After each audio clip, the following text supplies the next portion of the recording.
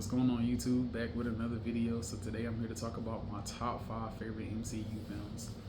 Starting at number 5, Ant-Man, the first one. I love the first Ant-Man. The humor in it works really well. Paul Rudd is perfectly cast as Scott Lang. Obviously, Michael Douglas is great as Hank Pym. Evangeline Lilly is great as the Wasp. I even like the villain, Corey Stoll, who played Yellow Jacket. He wasn't like the greatest MCU villain, but I didn't think he was the worst. I thought he did a pretty good job of kind of like playing this like kind of guy going on the verge of insanity, kind of be slowly becoming a maniac. I thought he did a really good job with that.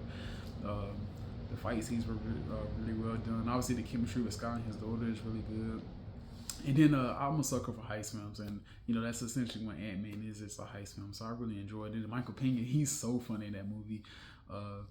Ant-Man is is in my top 5. It's at number 5. Number 4, Captain America: Civil War. It's essentially like an Avengers 2.0, but man, it is such a well done film. It balances so many characters so well. Everybody gets their time to shine, even throughout the fight scenes. Everybody gets their moment. We get introduced to Spider-Man in the MCU. We get introduced to Black Panther in the MCU, and we see how much of a badass that Black Panther is. Has some of the best fight scenes in the MCU, so I really love that about that film. And then obviously the philosophical differences, right? We often talk about how like the best villains are ones who you can kind of see where they're coming from, right? And or people who believe that they're doing the right thing. And this kind of presents that, right?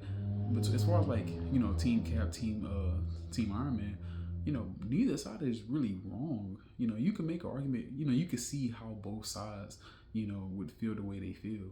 And it did a great job of really, like, if you think about Tony and Cap, the position they take, it is the opposite of the position they would have took when we were first introduced to both characters. But because of the different things that happen throughout the MCU, they both change, they both evolve, and so now they have the senses that they have.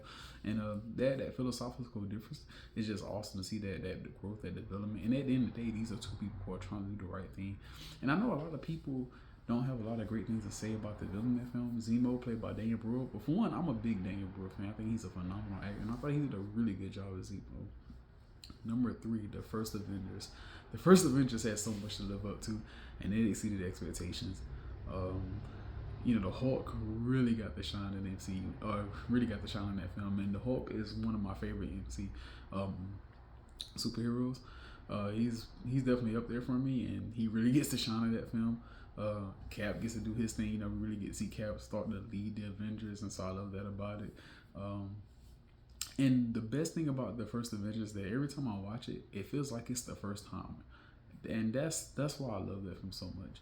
Is because it's a sense of wonder, a sense of joy that I get when I watch that film. It's the kind of film that when you're having a bad day, if you put it on, you feel a little bit better, and so it'll always have a special place in my heart as a result of that.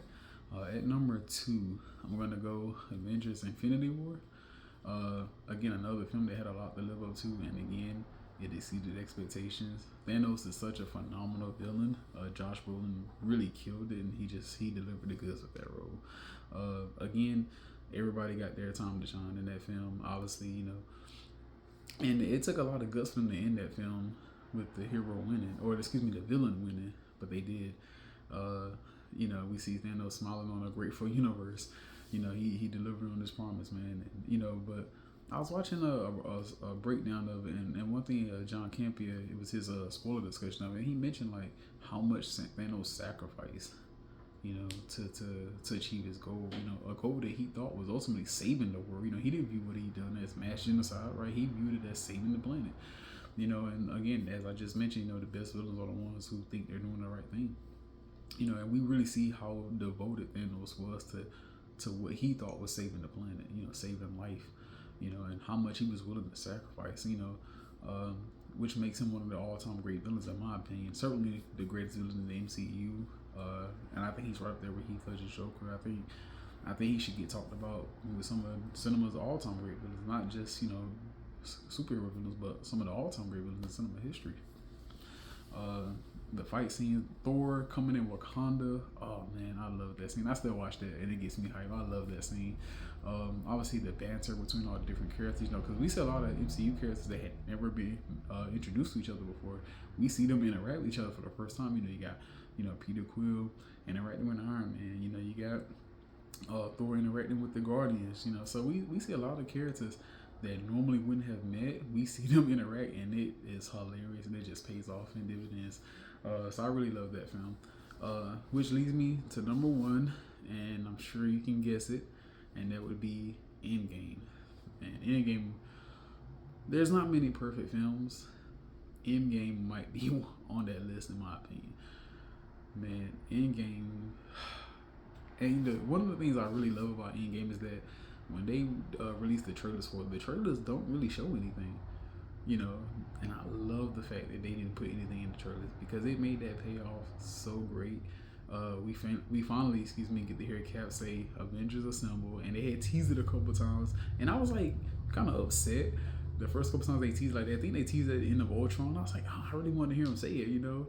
And yeah, it paid off. Like, it was worth the wait. Same thing with, they kind of hinted at in Ultron again.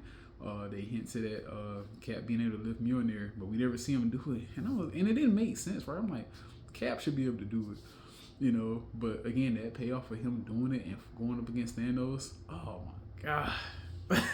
Seeing all the Avengers come back together for the first time.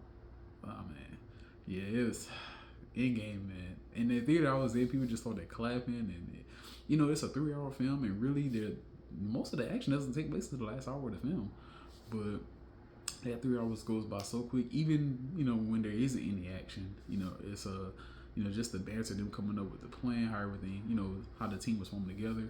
And I think it was a really great decision to use the original 6 Avengers to kind of get things going again. So yeah, they knocked Endgame out of the park. It had, man, you talking about, I know I said that, the first Avengers had something to live up to. I know I said that Infinity War had a lot to live up to, but you think about it, Endgame was the culmination of everything that they had done up to that point, including, what was done in TV shows, and they knocked it out of the park. So I love Endgame. I would argue that Endgame is the greatest comic book film of all time. And don't get me wrong, if you tell me you think it's Infinity War, if you tell me you think it's The Dark Knight, if you tell me you think it's the original Avengers, I'm not gonna argue it. But in my opinion, I think Endgame takes the top spot. Let me know down in the comments what you guys think. Again, Endgame is my number one. I would love to hear what would be your guys' top 5, or even your top 10 if you want to go that far. So thanks for watching.